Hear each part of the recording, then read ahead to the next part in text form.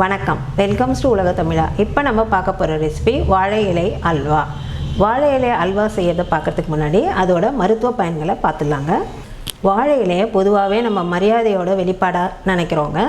வீட்டில் விசேஷம் ஆனாலும் சரி, இல்லை விருந்தாளிங்க யாராவது வீட்டுக்கு வந்தாலும் சரி, நம்ம உணவு பரிமாறப்படுறது வாழை இலையில் தான். ஏன்னா இது நம்ம அவங்களுக்கு கொடுக்குற ஒரு மரியாதையாக நினைக்கிறோம். இந்த வாழை இலையில் உணவு பரிமாறப்படும் போது அந்த சூடான உணவை வாழை இலையில் வைக்கும்போது அதில் இருக்க குளோரோஃபில் நம்ம வயிற்றுக்குள்ளே போய் நம்ம செரிமான மண்டலத்தை நல்ல வலுப்பெற செய்துங்க. அதனால் ஈஸியாக நமக்கு செரிமானம் நடக்குது. மேலும் முகத்தில் பருக்கள் கட்டிகள்லாம் இருந்தால் வாழை இலையோட சாறு அதை ஈஸியாக குணமாக்குங்க. வாழை இலையில் சாப்பாடு சூடாக வச்சு கட்டும்போது அது ரொம்ப நேரம் கெட்டு போகாமலும், மேலும் அந்த சுவை கொஞ்சம் கூட மாறாமல் அப்படியே இருக்க பயன்படுதுங்க. இன்னும் நிறைய குணங்கள் இருக்குது இதுக்கு. வாழை இலைக்கு மருத்துவ பயன்களும் இருக்குது.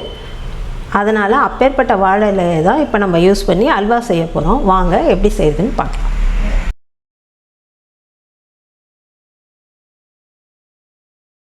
இப்போது வாழை இலை அல்வா செய்யறதுக்கு ஒரு வாழை இலை எடுத்துக்கோங்க. நல்லா க்ளீனாக கழுவியாச்சு. இப்போ இதை நம்ம இந்த தண்டை மட்டும் கட் பண்ணி எடுத்துடலாம். இப்போ இந்த தண்டு பாகத்தை எடுத்துடலாங்க. எடுத்துகிட்டு இந்த இலையை நல்லா அப்படி சுற்றிடலாம். சுற்றிட்டு இப்போ பொடி பொடியாக கட் பண்ணிக்கலாம். இப்போ இதை நல்லா இந்த மாதிரி கட் பண்ணியாச்சுங்க. இதை மிக்ஸி ஜாரில் போட்டுடலாம்.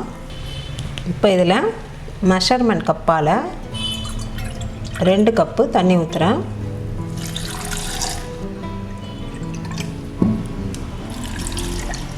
இதை நம்ம அரைச்சி எடுத்துகிட்டு வந்துடலாம்.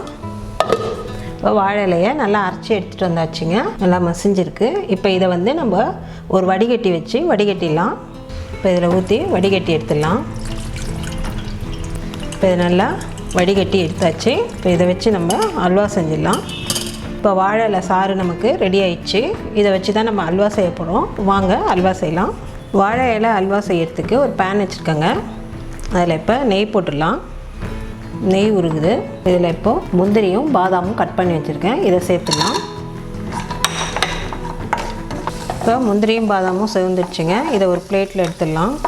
இப்போ இதை பிளேட்டில் எடுத்தாச்சு. இப்போ இந்த நெய்லேயே 1 கப்பு மெஷர்மெண்ட்டில் 1 கப் கோதுமை மாவு எடுத்துருக்கேன். இதை இதில் போட்டு வறுத்துடலாம். இது அப்படியே பச்சையாக உங்களுக்கு வாழை இலை சாரோட கலந்து கூட செய்யலாம். ஆனால் அது இந்த கோதுமை மாவு வாசனை, பச்சை வாசனை அதெல்லாம் போகிறதுக்கு ரொம்ப நேரம் நம்ம கலர வேண்டியதாக இருக்கும். அதுக்காக இதை நான் லைட்டாக நெய்யில் வறுத்துடுறேன். அப்போ இந்த கோதுமை மாவோட பச்சை வாசனை போகிற வரைக்கும் வறுத்தா போகிறோம். இப்போ கோதுமை மாவு நல்லா ஆறிடுச்சிங்க. இதை இப்போ இந்த வாழை இலை சாறு எடுத்து வச்சுருக்கோம் இல்லைங்களா, அதோட கலந்துக்கலாம்.